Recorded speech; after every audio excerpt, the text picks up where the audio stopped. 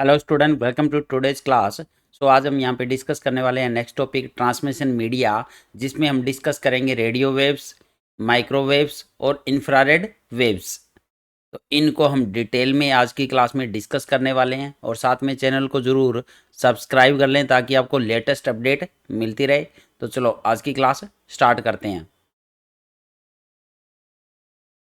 Last वाली class में हमने डिस्कस किया था ट्रांसमिशन मीडिया, जो कि फर्दर डिवाइड होता है टू पार्ट्स में। फर्स्ट था गाइडेड और सेकंड था अनगाइडेड मीडिया। तो गाइडेड मीडिया में हमने डिस्कस किया था twisted pair cable, coaxial cable और फाइबर ऑप्टिक्स केबल। और आज की क्लास में हम डिस्कस करने वाले हैं अनगाइडेड मीडिया, जिसमें आएगा रेडियो वेव्स, फिर आएगा माइक्रोवेव्स, फिर आएगा इंफ्रारेड वेव्स। तो इन तीनों के बारे में आज हम डिस्कस करेंगे।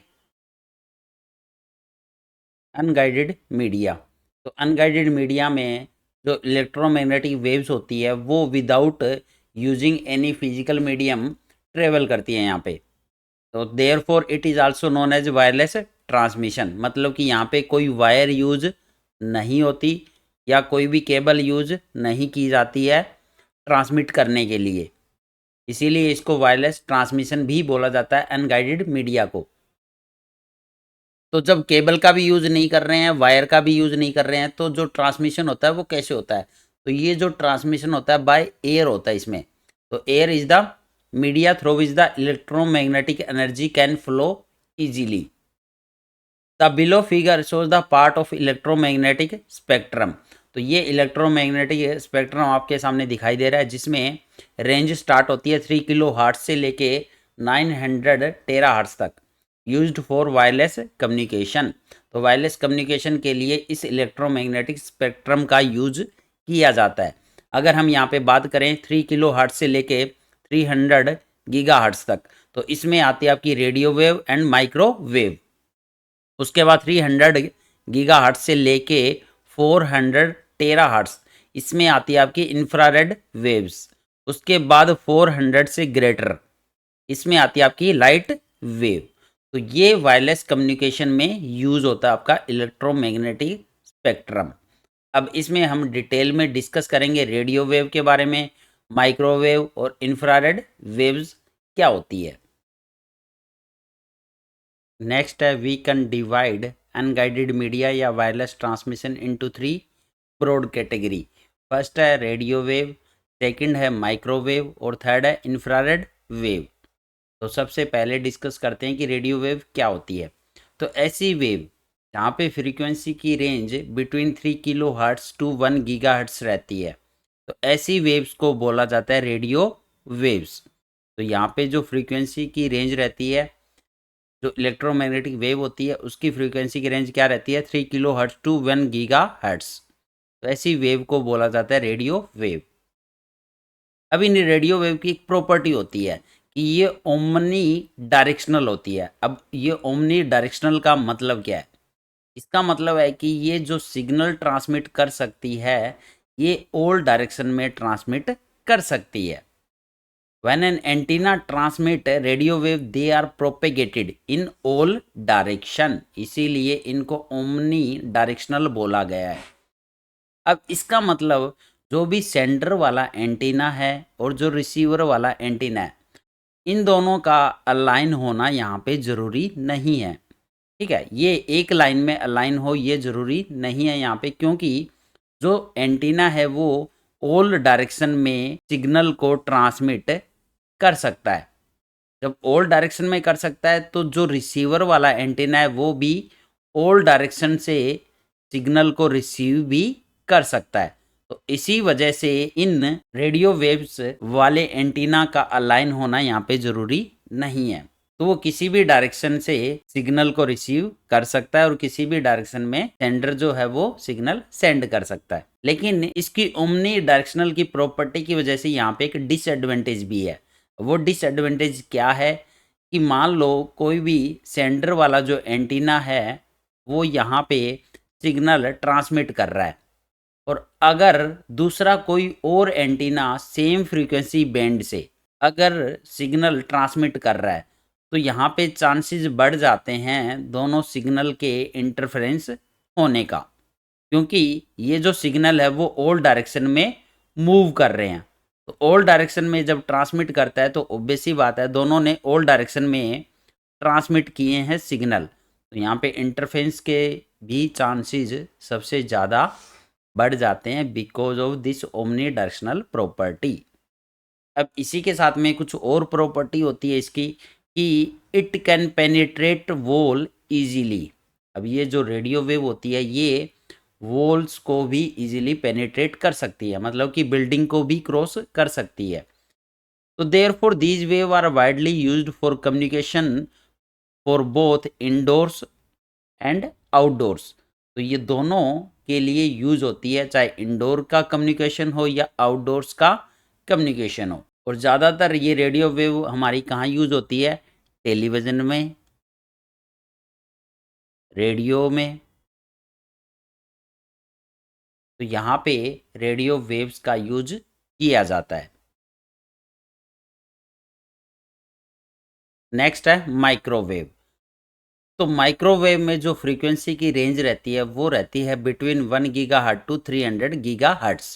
तो ऐसी वेव को बोला जाता है माइक्रोवेव्स। अब इन माइक्रोवेव की भी एक प्रॉपर्टी है कि ये यूनि डायरेक्शनल होती है।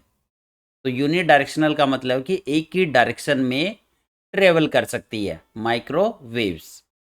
जबकि रेडियो वेव क्या होती है? ओमनी डायरेक्शनल, की ऑल डायरेक्शन में ट्रेवल करती है। तो यहाँ पे माइक्रोवेव है ये यूनि डायरेक्शनल है।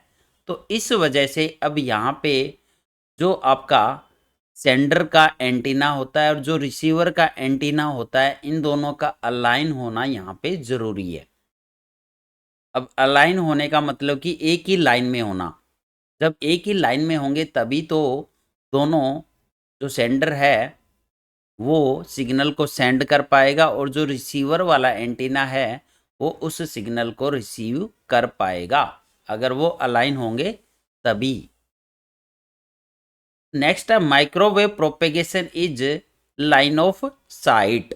तो यहाँ पे जो माइक्रोवेव प्रोपेगेशन होता है वो लाइन ऑफ साइट को फॉलो करता है, मतलब कि यहाँ पे जो भी सिग्नल ट्रेवल होंगे वो एक लाइन में ट्रेवल होते हैं। मतलब कि ये बेंड नहीं हो सकते, यहाँ पे ये सिग्नल है ये बेंड नहीं हो सकते। इसी वजह से यहाँ पे जो एंटीना होंगे वो क्या होंगे?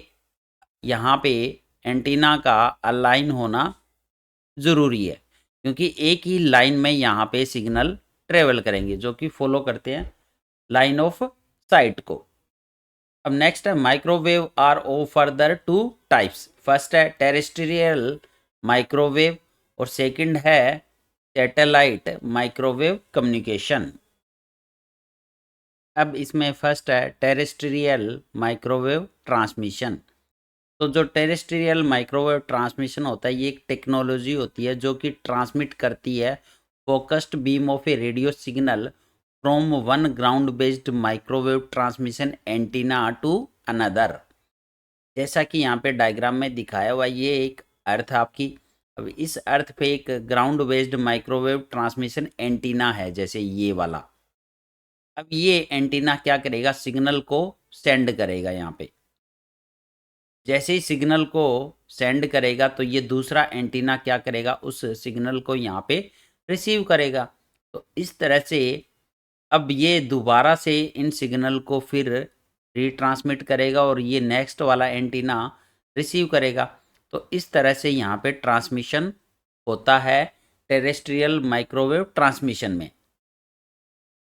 और यहाँ पे लाइन ऑफ साइट को ये फॉलो करता है, क्योंकि माइक्रोवेव ट्रांसमिशन किसको फॉलो करती है? लाइन ऑफ साइट को, कि ये दोनों एक ही लाइन में अलाइन होने चाहिए। यहाँ पे ये दोनों एंटीना एक ही लाइन में अलाइन होने चाहिए, क्योंकि ये स्ट्रेट लाइन में यहाँ पे ट्रांसमिट करता है। तो माइक्रोवेव जो सिग्नल सेंड करता है वो स्ट्रेट लाइन में ट्रांसमिट करता है।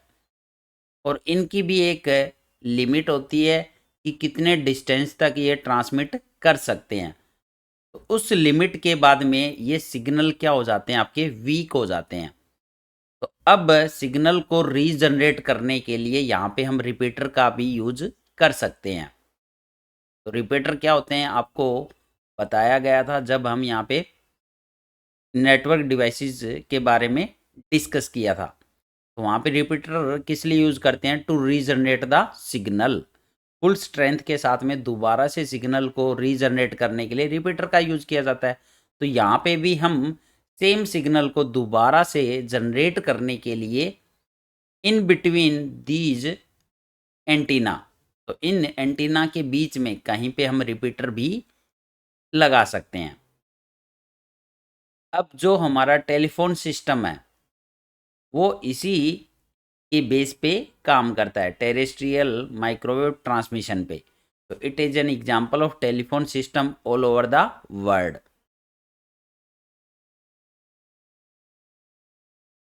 नेक्स्ट है सैटेलाइट माइक्रोवेव कम्युनिकेशन।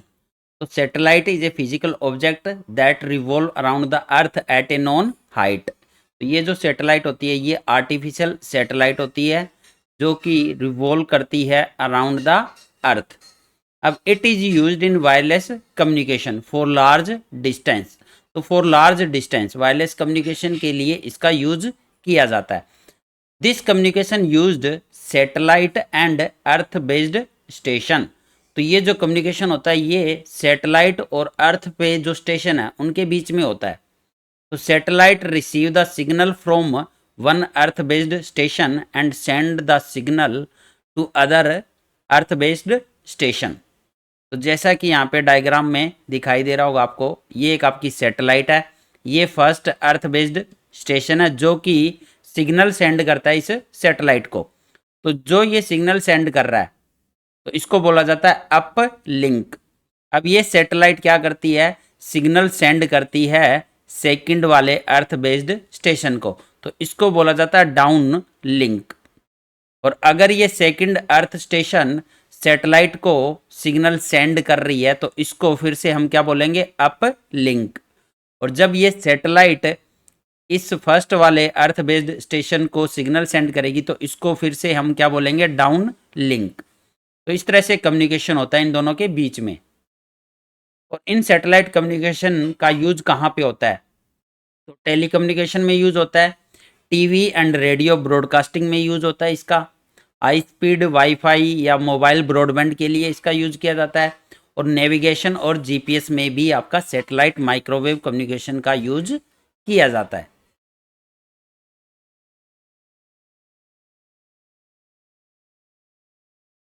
नेक्स्ट है इंफ्रारेड वेव। तो जो इंफ्रारेड वेव होती है इनकी जो फ्रीक्वेंसी की रेंज रहती है वो 300 गीगाहर्ट्ज टू 400 टेराहर्ट्ज रहती है। यहाँ पे can be used for short range communication. अब इनका जो यूज होता है वो शॉर्ट रेंज कम्युनिकेशन के लिए किया जाता है। और infrared wave having high frequency can not penetrate wall. तो ये वॉल को पेनिट्रेट नहीं कर सकती। अब ये वॉल को पेनिट्रेट नहीं कर सकती है तो इसका मतलब यहाँ पे इंटरफेरेंस भी नहीं हो सकता, क्योंकि ये शॉर्ट रेंज कम्युनिकेशन के लिए यूज होती है। मतलब with in room it can not be affected by another system in the next room. तो शॉर्ट रेंज का मतलब है कि विद इन रूम इसको जब यूज करोगे तो ये वॉल को तो पेनिट्रेट नहीं करेगी, तो दूसरे रूम में ही अगर यूज कर रहे हो तो वहाँ पे इंटरफेरेंस नहीं होने वाला, क्योंकि ये क्रॉस नहीं करेगी वॉल को। Infrared communication is unreliable outside the building because the sun rays will interfere with the infrared waves. अगर आउटसाइड द बिल्डिंग यूज करोगे तो वहाँ पे जो सन होता है उसकी भी इंफ्रारेड वेव्स होती है। अब इनके साथ में इंटरफेरेंस हो जाएगा यहाँ पे। तो इंफ्रारेड वेव का इंटरफेरेंस किसके साथ हो जाएगा? सन वाली इंफ्रारेड वेव्स के साथ में। इसलिए आउटसाइड द बिल्डिंग ये अनरिलायबल होती है।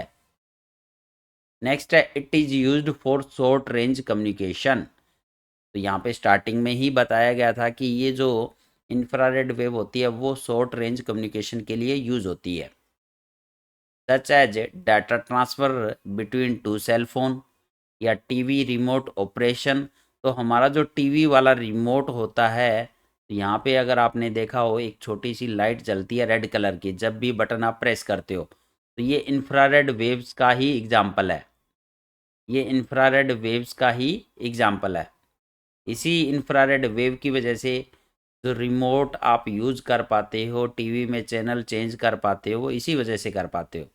तो ये विद इन रूम होता है। दूसरे रूम में जाओगे तो आप चैनल चेंज नहीं कर सकते, because it can not penetrate walls. तो ये होती है इंफ्रारेड वेव्स।